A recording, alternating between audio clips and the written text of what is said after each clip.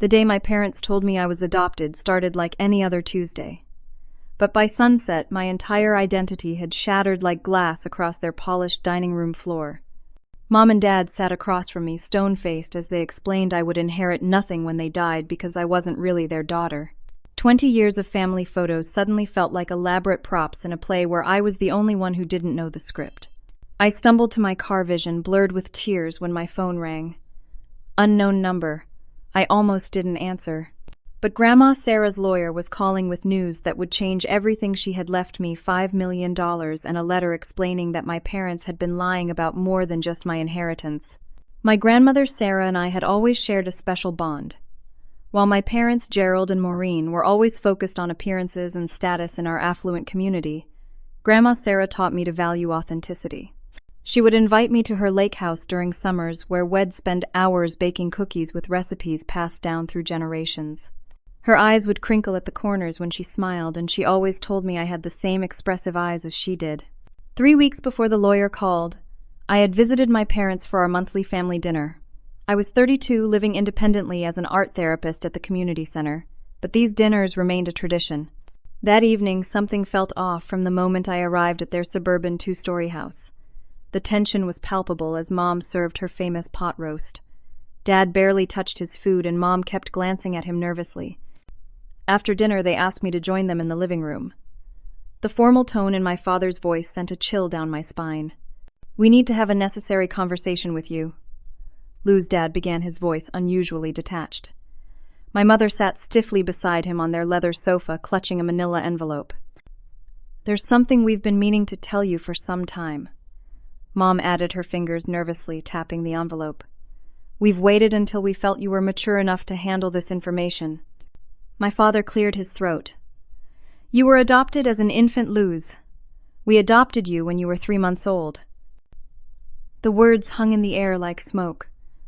I felt my breath catch in my throat as Mom slid adoption papers from the envelope and placed them on the coffee table between us. "These are your adoption records," she said mechanically. "Your birth parents were very young and unable to care for you." I stared at the papers, my name typed neatly at the top. The room seemed to tilt as I tried to process what they were saying. My hands trembled as I reached for the documents. "But that's not all we need to discuss." Dad continued, his tone becoming increasingly businesslike. "We've been meeting with our estate planner. As we've gotten older, we've had to make some difficult decisions." Mom nodded. "We've decided that our estate will be going to your cousin Jack when we pass. Blood is thicker than water, after all." The second blow hit even harder than the first. I looked up from the papers, stunned. "So I'm not getting anything. Not even Mom's jewelry or Dad's books?" I asked, my voice barely above a whisper. "We feel it's best this way," Dad replied coldly. "Jack is our brother's son, Hess family."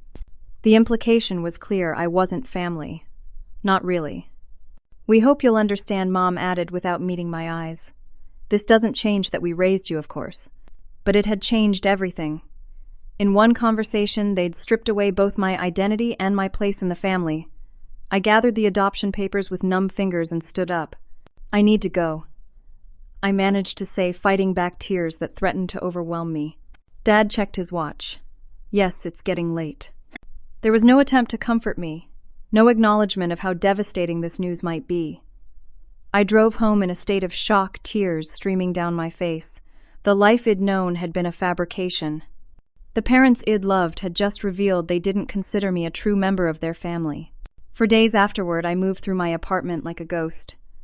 I called in sick to work, unable to focus on helping others when my own emotional state was in such turmoil. I tried calling Grandma Sarah, needing her wisdom and comfort, but she had been moved to hospice care the previous month, and the nurses said she wasn't taking calls. I spent hours staring at old family photos, searching my face for signs that I didn't belong. That's when I noticed something I'd never paid attention to before. In a photo taken at my 16th birthday, Grandma Sarah and I were laughing together, heads tilted at the same angle with identical smiles that crinkled the corners of our eyes in exactly the same way. I pulled out more photos, examining them closely. The shape of my nose, the curve of my jawline, they all resembled Grandma Sarah far more than they did my supposed adoptive parents. I sat back, photos scattered around me, a strange suspicion beginning to take root in my mind. Something about this adoption story didn't add up. Why tell me now, after 32 years? And why did I look so much like my grandmother if we shared no biological connection? 1 week after my parents shattered my world, I received a call from the hospice facility. Grandma Sarah had passed away peacefully in her sleep. The funeral was scheduled for Saturday. The service was held at the Lakeside Chapel near her beloved home. I arrived early, needing a moment alone to say goodbye to the one person who had always made me feel truly accepted. My parents stood at the front accepting condolences from friends and family, their grief seeming performative compared to the hollow ache in my chest. Throughout the service, they barely acknowledged my presence. When the minister invited family members to share memories, Dad placed his hand on Cousin Jack's shoulder, encouraging him forward while I remained seated invisible. After the service, the family gathered at my parents' house. Aunt Patricia touched my arm as I entered. Lou's dear were having a small family dinner later to remember Mom. Just immediate family, she said, her eyes not quite meeting mine. I understood the message. I was no longer considered immediate family. I nodded stiffly and left early, the exclusion stinging like salt in an open wound. 3 days after the funeral, I was sitting at my kitchen table, half-heartedly picking at a microwave dinner when my phone rang. The caller ID displayed Thomas Wright, attorney at law. "Is this Luz Brennan?" a deep voice inquired when I answered. "Yes, this is she," I replied, setting down my fork. "My name is Thomas Wright. I was your grandmother, Sarah Brennan's attorney. I'd like to schedule a meeting with you regarding her estate." My heart skipped a beat. Her estate. "But I'm not Thomas," interrupted gently. "Miss Brennan, your grandmother left specific instructions. I'd prefer to discuss the details in person. Would tomorrow morning at 10 work for you?"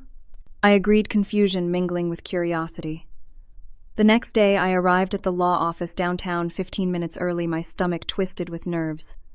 The receptionist led me to a conference room where a silver-haired man in his 60s stood to greet me. "Luz, thank you for coming," Thomas said, gesturing to a chair across from him. "I've been Sarah Brennan's attorney for over 30 years. She was a remarkable woman." "Yes, she was," I agreed, my voice catching. Thomas opened a leather portfolio.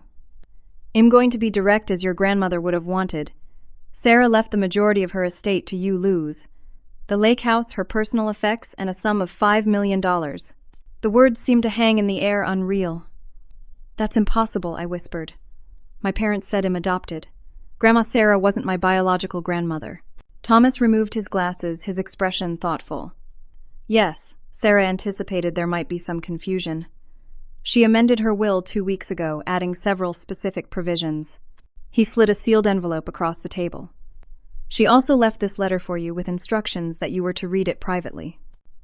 I stared at the envelope, my name written in Grandma Sarah's distinctive handwriting.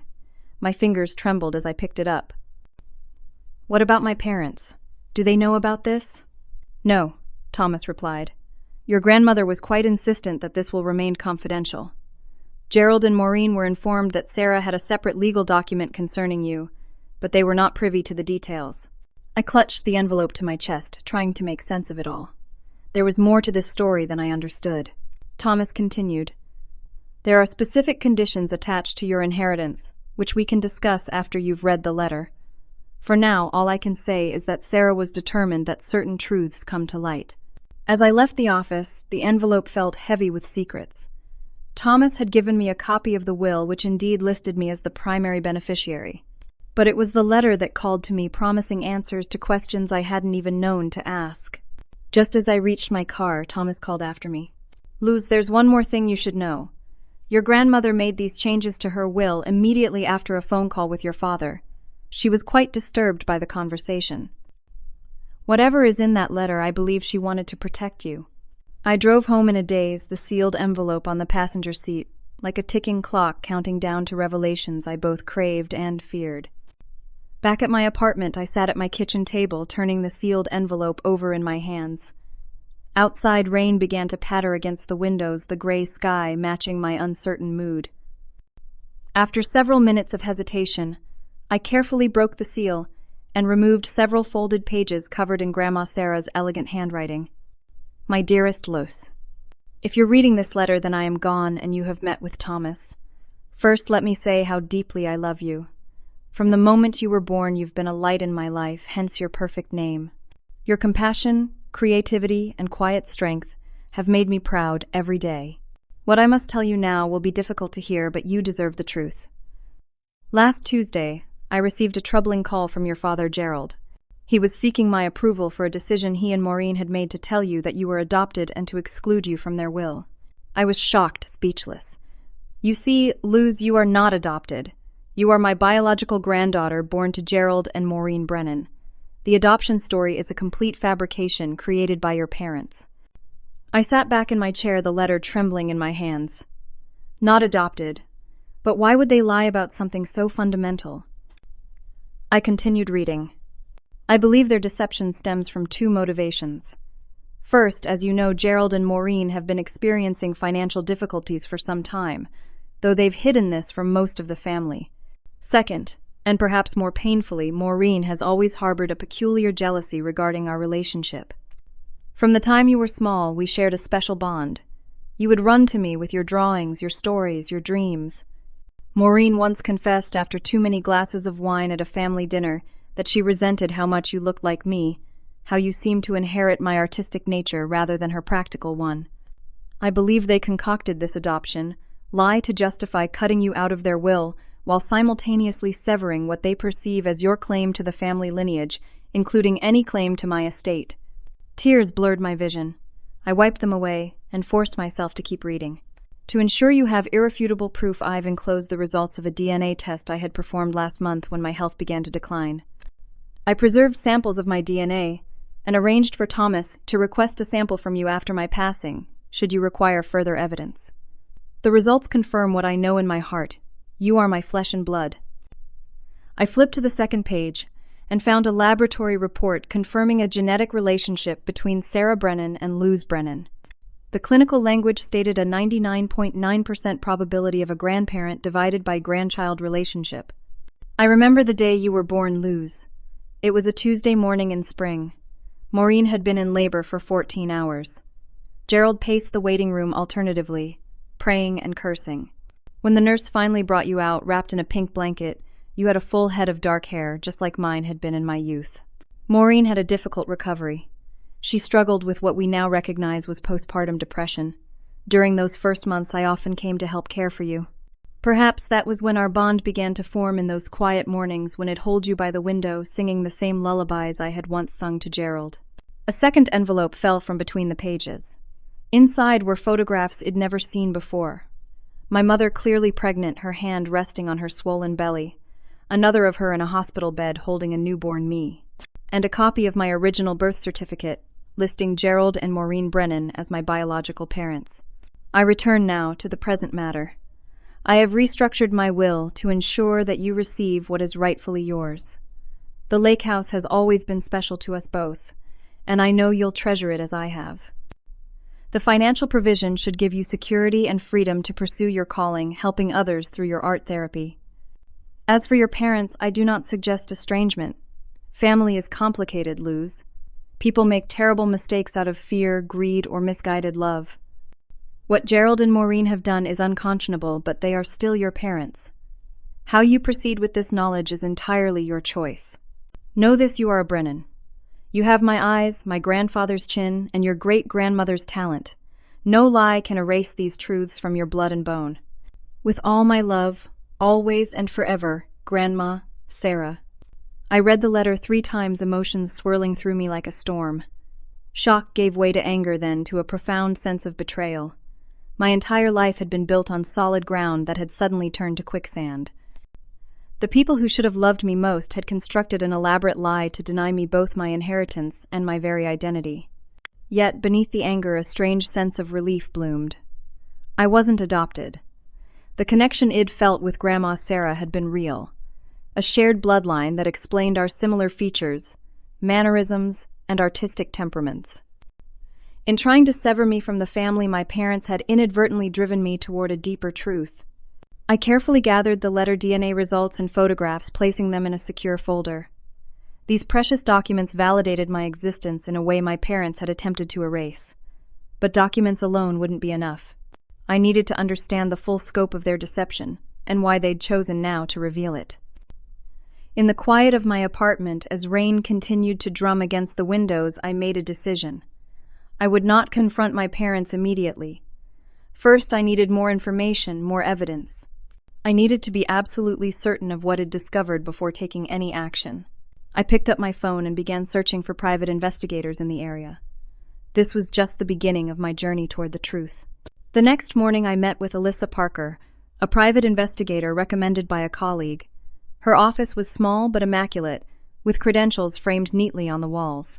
She was younger than I'd expected, perhaps early 40s, with shrewd eyes that missed nothing. I need to verify some information about my birth and family history, I explained, sliding Grandma Sarah's letter across her desk. Alyssa read it carefully, her expression remaining professionally neutral. When she finished, she looked up at me. "This is quite a situation, Miss Brennan. To be clear, you're asking me to confirm whether you are the biological child of Gerald and Maureen Brennan, despite their claims that you're adopted." "Yes," I replied. "I need irrefutable evidence beyond my grandmother's letter and these photos." We discussed her approach and fees. She would access birth records, medical records, and interview people who knew my family during the time of my birth. I signed the necessary paperwork, placing a retainer from my modest savings. While Alyssa began her investigation, I decided to pursue my own line of inquiry. I remembered Diane Carson, my mother's closest friend during her 20s. They had drifted apart over the years, but Diane had always been warm toward me at the few social gatherings where our paths crossed. I found her number and called, inventing a story about creating a surprise photo album for my mother's upcoming birthday. Diane invited me to her home for tea the following afternoon. Her house was cozy and filled with books. After some pleasant small talk, I steered the conversation toward the past. "Do you have any photos from when you and Mom were younger? Maybe from around when I was born?" Diane smiled, bringing out a worn photo album. "Of course, your mom and I were inseparable back then." She flipped through pages of young women with 80s hairstyles and bright clothing. Then she paused at a photo that made my heart skip. My mother, unmistakably pregnant, standing beside a younger Diane at what appeared to be a baby shower. Diane was this. "My baby shower?" I asked carefully. She nodded, smiling at the memory. "Oh yes, Maureen was so radiant during her pregnancy with you. Nervous, of course, all first-time mothers are, but excited too." I swallowed hard. "So you remember my mother being pregnant with me?" Diane's expression shifted to confusion. "Well, of course. I was there through the whole 9 months. I even drove her to the hospital when her water broke. Gerald was at a business conference in Chicago and caught the first flight back, but he missed your actual birth by about 3 hours." Each word confirmed what Grandma Sarah's letter had claimed. I struggled to keep my voice casual as I asked more questions, gathering details about my birth, my early months, my parents' state of mind during that time. "You know Maureen had a tough time after you were born," Diane said, her voice softening. "What we now call postpartum depression wasn't well understood then. Your grandmother Sarah was a godsend during those months." As our conversation continued, Diane inadvertently revealed another piece of the puzzle. My parents' financial troubles had begun years ago, but had worsened significantly in the past 5 years. "Gerald made some unfortunate investments," she confided. "And you know how important appearances are to your parents. They'd rather sell family heirlooms quietly than admit they're struggling." 3 days later, Alyssa called with preliminary findings. I met her at her office, where she presented me with a folder of documents.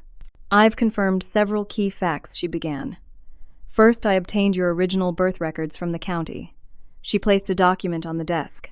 "This is your birth certificate listing Gerald and Maureen Brennan as your biological parents. There's no record of any adoption proceedings involving you." I stared at the official document, identical to the copy Grandma Sarah had included with her letter. "Second, I accessed hospital records from your birth. Maureen Brennan was admitted to Memorial Hospital on April 14, 1991. She gave birth to a female infant at 8:13 a.m. The baby the records confirm it was, you had a clean bill of health." Alyssa continued methodically presenting her evidence. My mother's prenatal medical records, newspaper birth announcements, even insurance claims filed after my birth. She had also discovered something troubling. 6 months ago, Gerald and Maureen Brennan attempted to have Sarah Brennan declared mentally incompetent, she explained, sliding forward a court filing.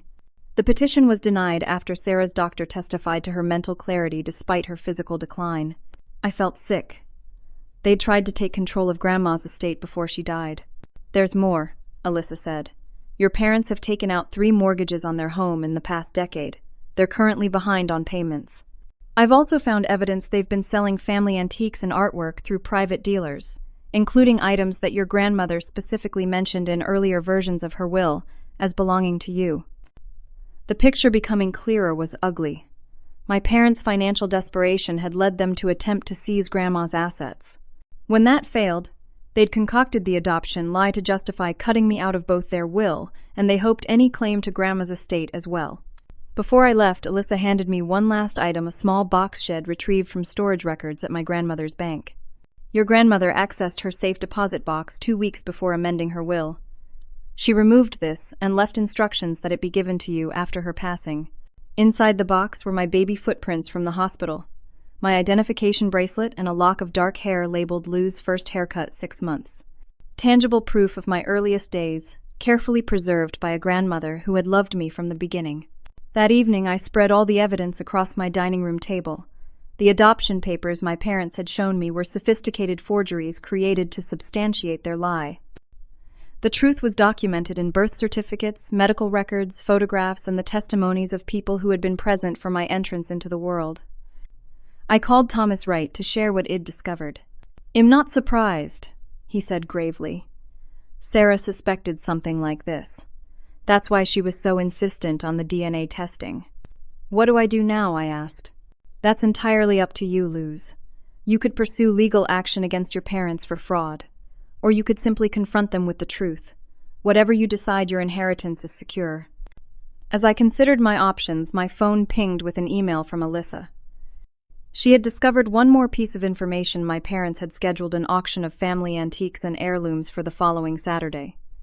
The catalog included several items specifically mentioned in Grandma Sarah's will: her antique writing desk, her collection of first edition novels, and the oil painting of the lake house that had hung in her study for decades. They were selling my inheritance before I'd even had a chance to claim it. The time for investigation was over. I needed to confront them before these precious connections to my grandmother disappeared forever. I began to formulate a plan. The next morning, I called Thomas Wright to discuss the legal implications of my parents' deception. "What they're doing with your grandmother's belongings is ethically questionable but potentially legal depending on how those items were transferred," Thomas explained. "As for the adoption fraud, that's more complicated." We sat in his office surrounded by law books and the soft ticking of an antique clock. Thomas looked troubled as he reviewed the evidence I'd collected. "Technically, what they've done could constitute fraud, especially if they used falsified documents.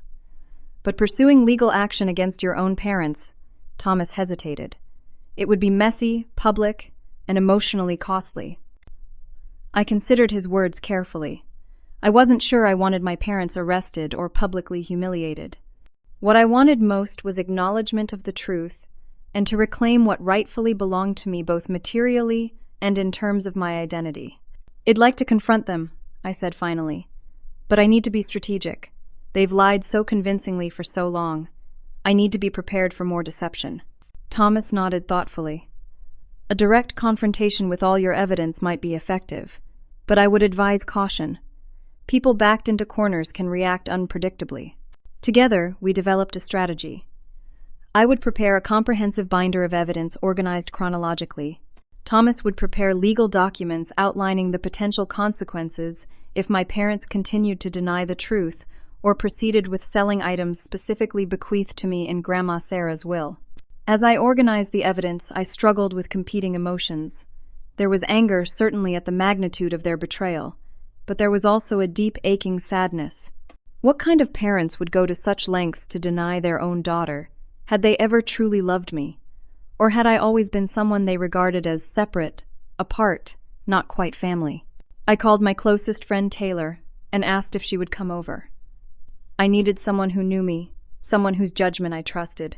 Taylor arrived that evening with takeout food and a bottle of wine. She listened in stunned silence as I laid out the entire story, showing her the evidence I'd gathered. "Oh my God, Luz," she whispered when I'd finished. "This is like something from a movie. What are you going to do?" "I'm going to confront them," I said. "I've already started planning how." Taylor helped me organize my thoughts, challenging me when my anger threatened to overwhelm my judgment. We talked late into the night, discussing various approaches and possible outcomes. "Don't go in there just wanting to burn everything down," Taylor advised. "Think about what you really want from this confrontation. What does justice look like for you?" Her question gave me pause. What did I want? Revenge, recognition, reconciliation. "I want the truth acknowledged," I said finally. "I want what's rightfully mine from Grandma's estate, and I want them to understand what they've done, how deeply they've hurt me." Over the next 3 days, I rehearsed what I would say, trying to balance righteous anger with composed dignity. I practiced maintaining eye contact, keeping my voice steady, presenting my evidence methodically without becoming emotional. Taylor acted as my parents, throwing out potential denials and evasions so I could prepare responses. As Saturday approached, I made one final preparation. I purchased a small recording device which Thomas assured me was legal to use in our state as long as I was a participant in the conversation. I wasn't sure if I'd need it, but having it gave me an additional sense of security. The morning of the confrontation, I dressed carefully in clothes that made me feel confident: dark jeans, a crisp white blouse, and the pearl earrings Grandma Sarah had given me on my 21st birthday. I placed all my evidence in a leather portfolio similar to the one Thomas had used when telling me about my inheritance. I slipped Grandma's silver compact mirror into my pocket as a talisman of strength. Just as I was about to leave, I discovered something alarming. Scrolling through the online auction catalog one last time, I found a listing for antique silver filigree compact mirror Sarah Brennan collection. The very item I was carrying had already been listed for sale with a starting bid of $800. I called Thomas immediately. "This item is specifically mentioned in Grandma's will," I explained. "She left it to me." "How can they be selling it?" Thomas sighed heavily. "I was afraid of this. They must have removed items from your grandmother's house before the estate could be properly inventoried. Technically, those items should be in limbo until probate is completed." "Can we stop the auction?" "We can try, but given that it's happening today, our options are limited. The best approach might be to address this directly in your confrontation.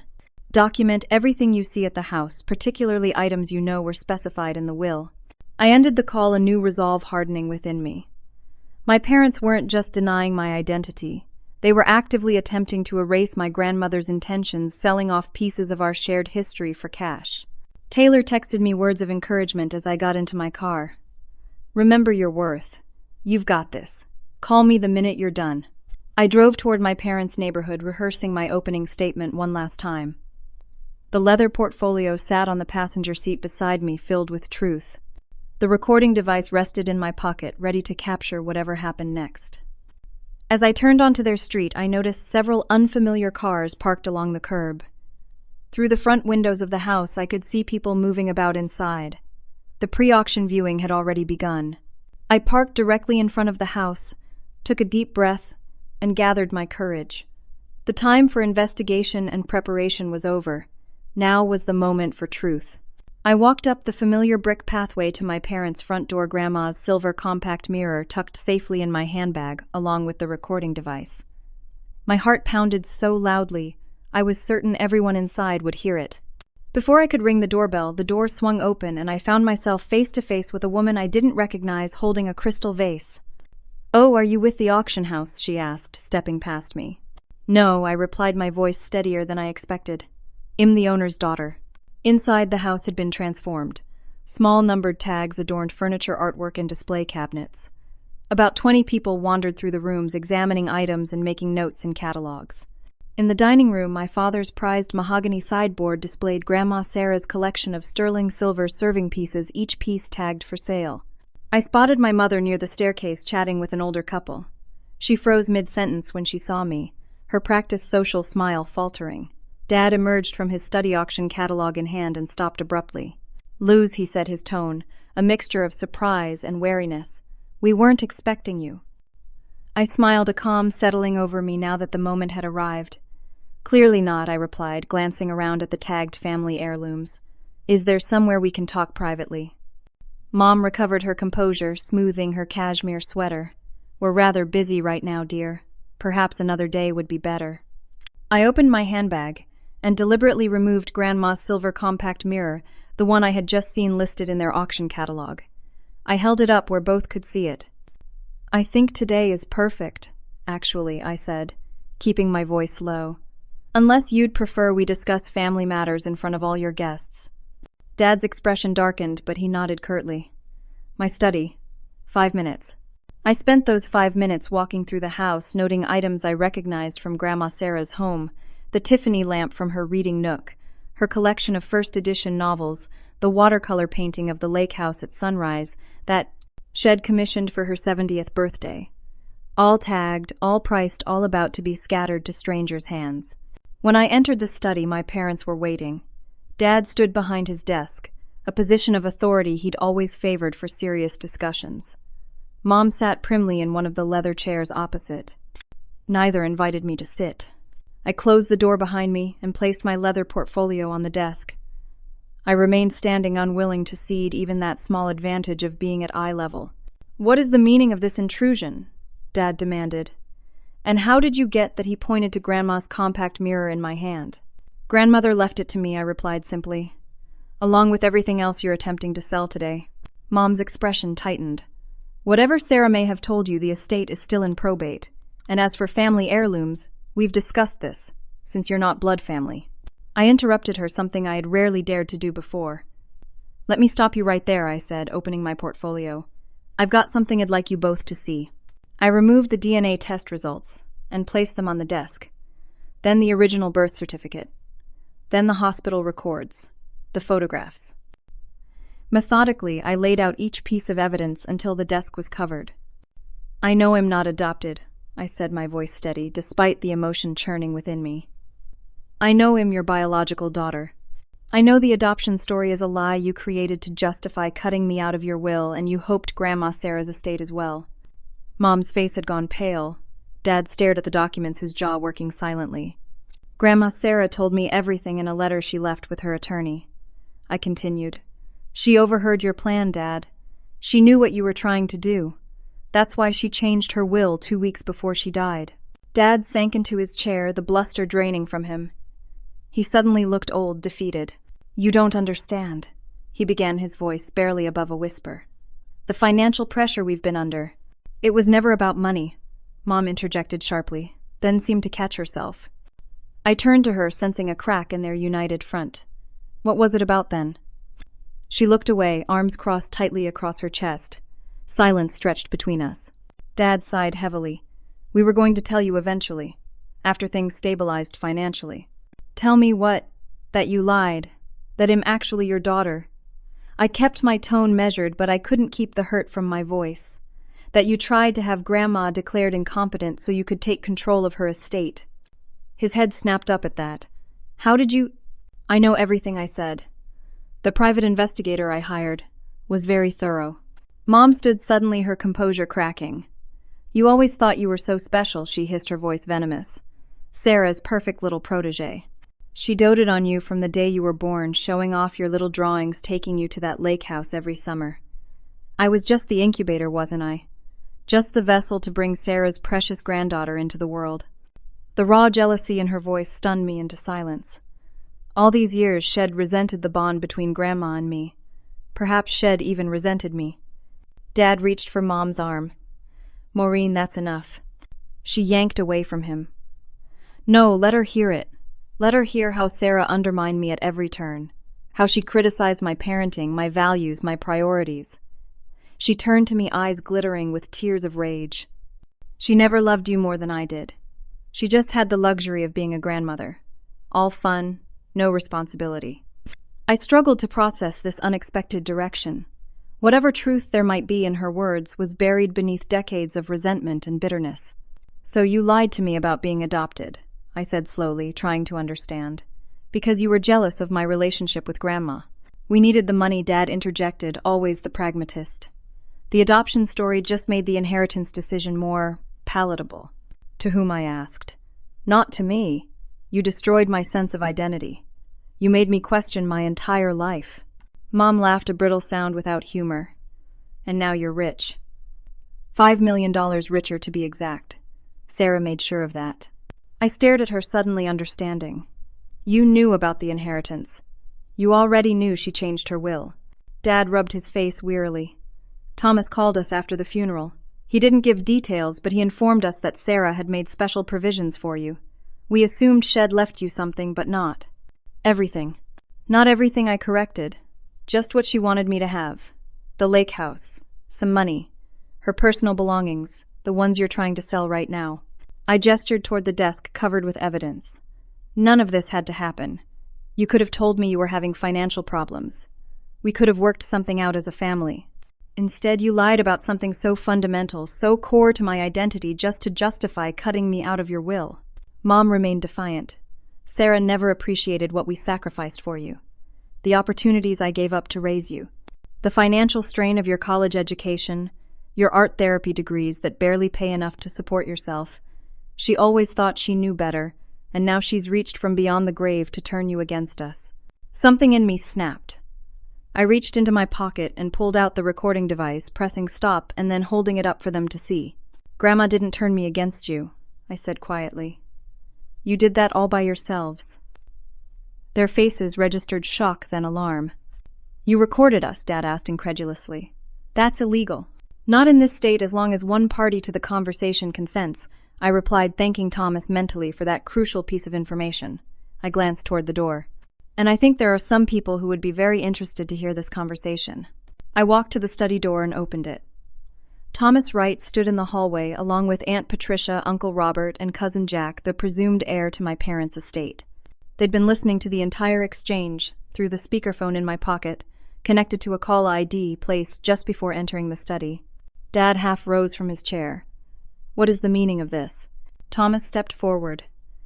Gerald Maureen, am here to inform you that proceeding with this auction would constitute interference with the proper execution of Sarah Brennan's will. Many of these items have been specifically bequeathed to Luz. Aunt Patricia moved to my side, placing a supportive hand on my shoulder. Her eyes were red-rimmed, her expression a mixture of sadness and resolve. How could you do this to your own daughter? She asked her brother quietly. To Mom's memory. Mom looked from face to face, realizing she was cornered. This is a private family matter, she insisted. Yes, it is agreed, Uncle Robert. And as family, we're here to make sure the right thing is done. Cousin Jack, who had always believed resented me for Grandma Sarah's obvious favoritism, looked uncomfortable but determined. I never asked to be put in the middle of this, he said. And I certainly never wanted anything that rightfully belongs to Luz. The confrontation had planned had transformed into something larger, a family intervention. As shocked auction guests began to whisper and stare from the hallway, the facade my parents had maintained for so long finally crumbled completely. The next few hours passed in a blur of activity. Thomas asked the auction attendees to leave, explaining there had been a legal misunderstanding regarding the estate. Uncle Robert helped collect all of Grandma Sarah's items, checking them against an inventory Thomas had brought. Aunt Patricia made coffee and sat with me in the kitchen, while my parents remained sequestered in the study with Thomas discussing the legal ramifications of their actions.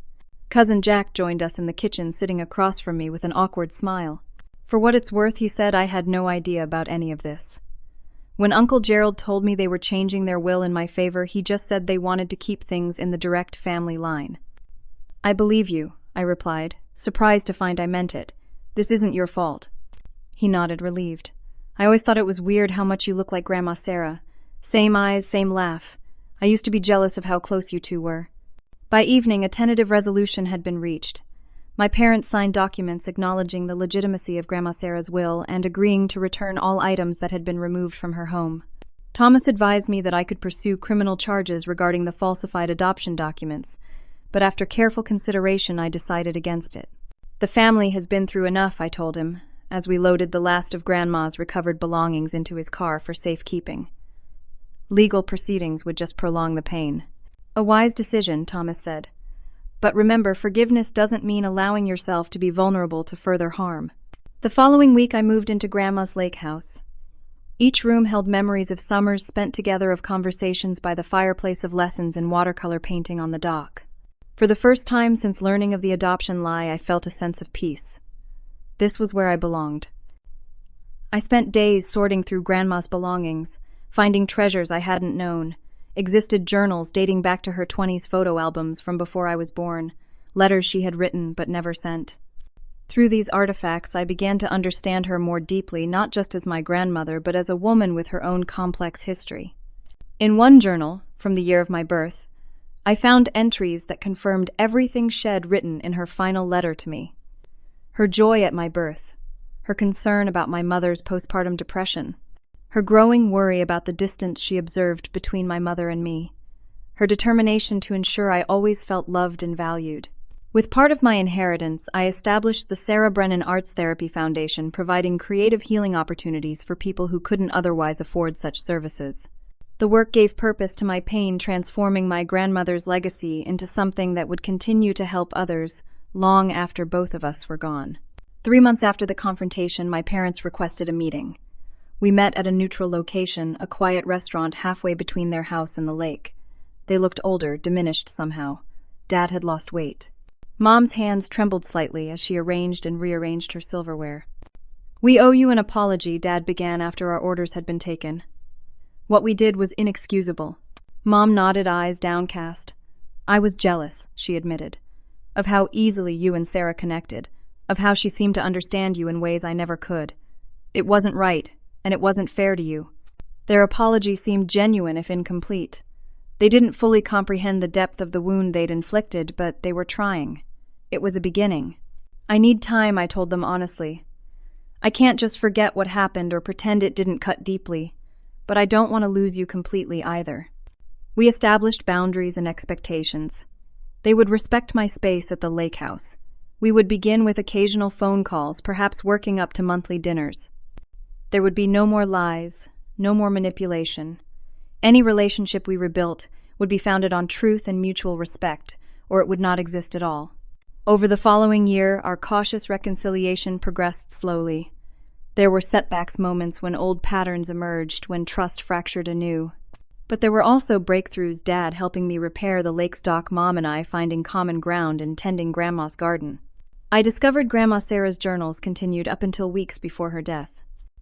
In her final entries, she wrote of her hopes for me, her confidence in my resilience, her belief that even this painful chapter would ultimately strengthen me. Sometimes the truest family connections aren't determined by blood or legal documents, but by love, freely given and received, Shed written.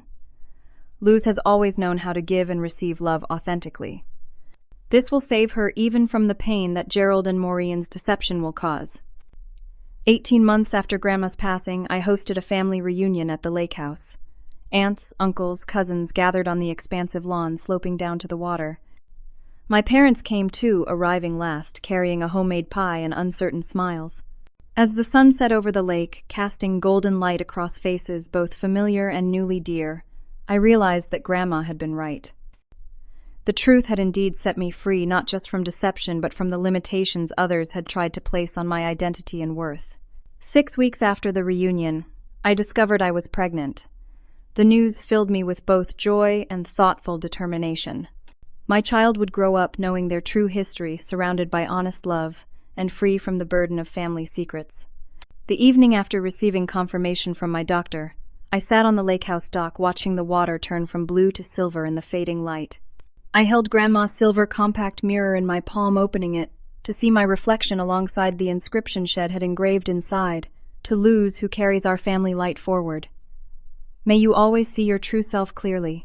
I placed a hand over my stomach where a new life was just beginning. This child would inherit not just material things, but the values Grandma Sarah had embodied: honesty, courage, and the transformative power of unconditional love. This was her true legacy, worth far more than $5 million or a lake house filled with memories. It was the inheritance of truth, of knowing oneself completely, and I would guard it fiercely for generations to come. What would you do if someone you trusted lied about something fundamental to your identity? Would you confront them immediately, or gather evidence first? Has anyone ever tried to deny you something that was rightfully yours?